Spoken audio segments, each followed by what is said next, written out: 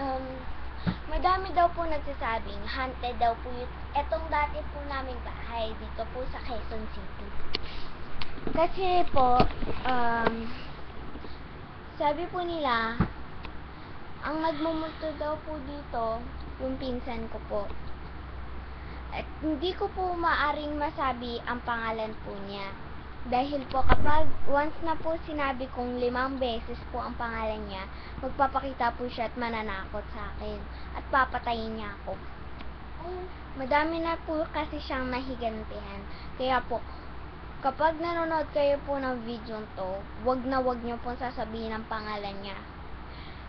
Ako lang po magsasabi ng pangalan niya dahil po ako lang po ang may lakas na loob na sabihin yung pangalan niya. Alex Cordova. Alex Cordova. Alex Cordova. Alex Cordova ang pangalan niya. At isa pa pong sabi ko sa pangalan niya, mananakot na po siya sa akin.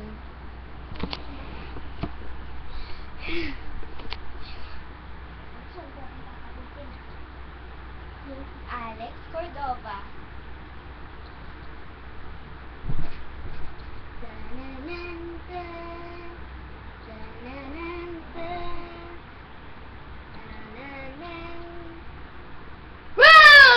Hindi ka pa na. Go!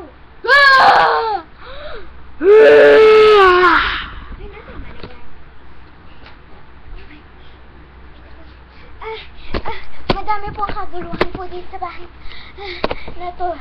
Matakbo na po ako kasama po nito ang camera.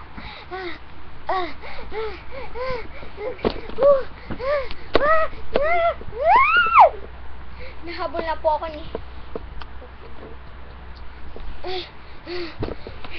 Nakatawa. Gumpay pong nagtatago po ako ngayon. Dito po sa salan po namin. Dating bahay po namin. Hindi naman po siya ganun nakatakot. Pero po, pumanakit po siya sobra-sobra. Kaya po, Ano ka ba, Lola? Patahiya? Nandito na po siya. Kailangan ko na po makaalis.